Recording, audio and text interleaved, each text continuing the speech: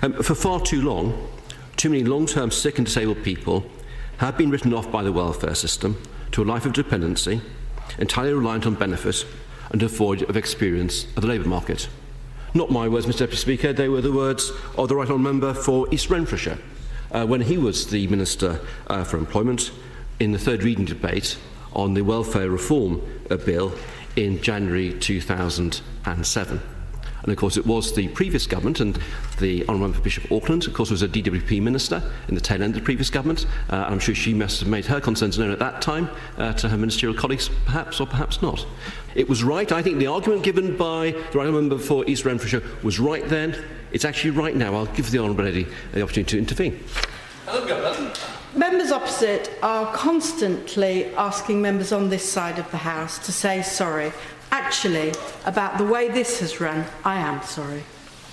Well, I welcome the candour of the Honourable Lady. It would be good for more of her colleagues to express similar candour. Is the establishment of the independent review.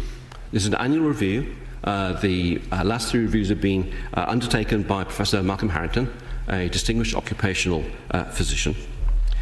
What is the evidence that Professor Harrington has put forward? In his first review, he reported that he did not believe that the system is broken or beyond repair. In his second review, he noted that the WCA had noticeably changed for the better, and his third report, he said, real progress has been made, and he stressed that things are beginning to change positively in the best interests of the individual. Now, despite the improvements, it's very clear, and today's debate reinforces that the work capability assessment continues to generate heartfelt and passionately held views. However, I think some of the worry experienced by claimants is as a result of adverse media coverage, and it risks being fuelled by incorrect anecdotal information and indeed total myth. Now, we've heard some of those myths today. I want to set the record straight. I think this is an opportunity to address the facts behind this process and to set out just what's happened and what is happening in the ATOS process. Now, a number of honourable members suggested that ATOS have targets to find people fit for work or place them in a particular group. Let me be absolutely clear, and let nobody in this House and beyond this House be in any doubt. There are no such targets. There are no targets about who should be put into which group.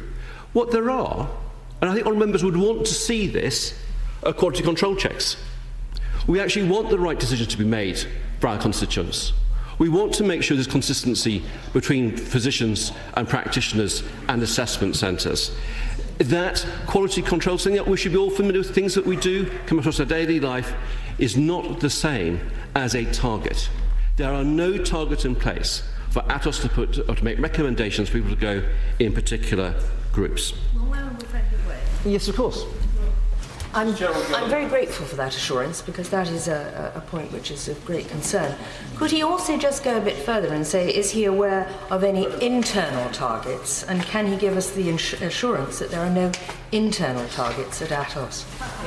Well, there is nothing in the contract we have with ATOS and anything that would suggest there should be in any way targets for who they recommend gets placed in particular groups.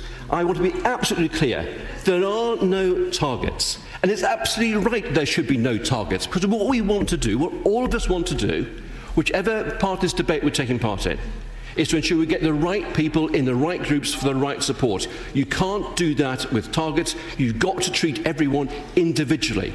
And I think that's the dignity we should accord to people going through this process. They should know they're going to be treated individually. There's no preconceived targets. Yes, of course. Gentlemen, for giving way, because I think the question is not then whether the government is putting targets in, but is he 100% convinced that ATOS itself does not put targets on any of its workforce in any way, because that doesn't seem to be the evidence coming out. And is he utterly convinced, and will he also investigate whether that's the case or not? We have these discussions. There are no targets in the system. And if you just look, Mr. Speaker, at the number of proportion of people who have been placed in the support group. That's actually doubled. And that, to my mind, suggests that there are no targets. Very clear evidence there's no targets. Now, people say that the number of appeals overturned at tribunal is evidence of poor ATOS reports. When we asked judges why they overturned DWP decisions, they said an error in the ATOS assessment was the primary reason for an overturn in only 0.3% of cases. Now, actually, there's a point where the Honourable Lady and I agree. It happens very rarely, I know, but we agree. I would actually like to get more information from the judges. But of course, the Honourable Member says, I'm a minister, the judges are independent. One of the strengths of our system is, and I hope that the judges have heard not just the comments in this debate, but in other debates we've had about the need for more detail. So we do need, to get this system right, we do need better feedback from the judges. But let's not forget that actually, where we ask judges what is the reason for an overturn, in the large proportion of cases come from fresh evidence being presented. But in 40% of cases, according to the same judges, they made the decision because they clearly disagreed with the presentation of the case. That still says there must be something wrong with the initial assessments. Whether that is because people didn't present it well or because the ATOS assessor rushed it through, but 40% they came to a different decision. I would submit that still suggests that the original decision was wrong. Yes. I think I would say to the Honourable Lady this: just because the statistics don't suit our argument doesn't mean the figures are wrong. And I think we just need to be based. There's a lot of this debate is about constituency casework and experience. I think sometimes we need to also look at the overall stats behind this and the overall figures to put these cases in context. And that's what I made the point about the overturn rate. Now, it's been suggested that, that GPs should make this assessment. And the BMA has been prayed in aid. Let me just quote what the BMA said about that idea. It is not, however, the GP's role to provide any opinion on the patient's capability to work as part of this process. It is vital that these two roles are kept separate and that GPs are not asked to provide opinion on their patient for the purposes of receiving the employment and support allowance. Doing so could damage the doctor-patient relationship. Now, it's also been said that the WCA doesn't take into account full account of mental health conditions. So let me say a little bit about this. I think it's an important issue and one where we've sought to improve the process and improve the support for the healthcare professionals who are undertaking these assessments. All ATOS healthcare professionals receive specific and additional training in assessing mental health conditions. All healthcare professionals receive additional and specific training in assessing. Now, I'm going to continue.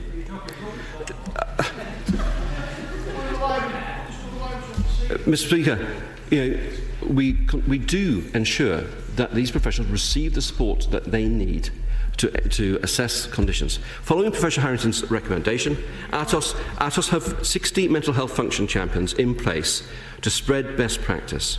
In March 2011, we also implemented the recommendations of a department-led review of the work capability assessment, and that included the expansion of the support group to cover more people with certain communication problems and severe disability due to mental health conditions. Now, there's been some discussion already about fluctuating conditions, and colleagues have suggested, honourable members have suggested that the assessment doesn't take account of fluctuating conditions. Again, it's not the case. The assessment gives people with fluctuating conditions the opportunity to explain how their condition varies over time. It's not a tick box assessment, as some have suggested. There is a discussion between the healthcare professional and the person undertaking the work capability, who's made the claim for ESA, to understand what their condition is, to understand how it varies over time. The questionnaire that customers are sent has been redesigned for this purpose, and people are asked to give more details of how their fluctuating condition affects them as an individual. And if a person can't carry out a function repeatedly and reliably, they'll be treated as unable to carry out that function at all. Because we all recognise that people's capacity can change with a fluctuating condition, and that's why it's important that proper regard is taken. But it's also, let's just pick up the point that the Right Honourable Member for East Ham made. We have committed to review the descriptors for fluctuating conditions. We're working very closely with charities on that. But we do need to make sure, I'll just say this, Right Honourable Member, we do need to make sure that actually any new descriptors are as good as or better than the existing descriptors in terms of assessing someone's condition. And that's the work that's going on at the moment. I think it's important, and I know he's keen to find out when this will be published. Now, there's been some criticism made of ATOS, suggestions that ATOS...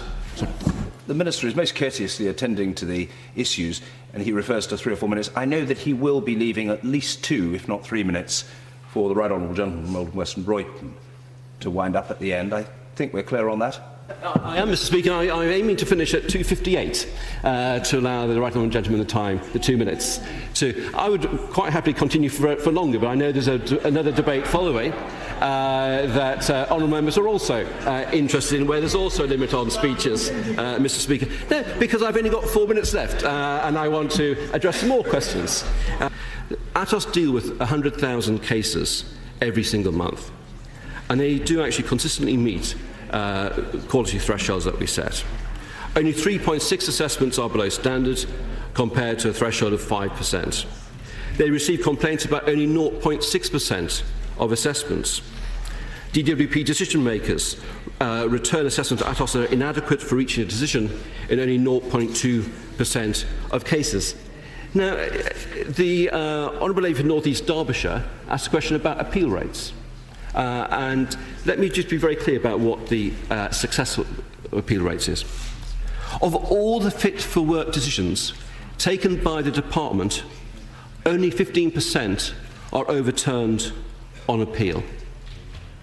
Only 15% of all the decisions that we take are overturned on appeal. And I think that we shouldn't be bandying around figures that actually misrepresent the level of successful quality. The Tribunal Service can refer substandard reports back to ATOS at appeal for further action. It's only exercised that right 23 times in the course of the last year. So there are rigorous checks in place to ensure that there's quality. I'd also say, Mr. Speaker, that much is reported that the ESA is not working. This is untrue. What we are seeing is people coming off ESA going to work. The number of working age people on ESA and on IB at February 2012 is 2.56 million, the lowest level since introduction of IB in 1995. And early estimates to September 2012 suggest that overall numbers on this benefit are falling and will for the first time be below 2.5 million. Finally, although there are many other myths, the last one I want to address today is that the WCA is not fit for purpose. Professor Harrington has made it quite clear that the WCA, designed as the first positive step for work, is the right concept for assessing people who need our support. But there is the need to improve it. No one doubts that. That's why we've implemented the recommendations proposed by Professor Harrington. The assessment we inherited needed refinement. That's why we accepted and largely implemented more than 40 recommendations made by him over the course of the last 2 years. That's why we've seen twice as many people going into support group now than when the ESA was introduced. Overall, the proportion of people with mental health conditions being awarded ESA has risen from 33% to 49%. So we are seeing improvements. We are seeing improvements being introduced later this month on the categories of cancer treatment, where people can go straight into the work-related activity group. These changes are happening. What we should be recognise is change is happening, change is important, this is the right approach. Demonising the work capability assessment actually doesn't help our constituents, and it doesn't help address the concerns that they have.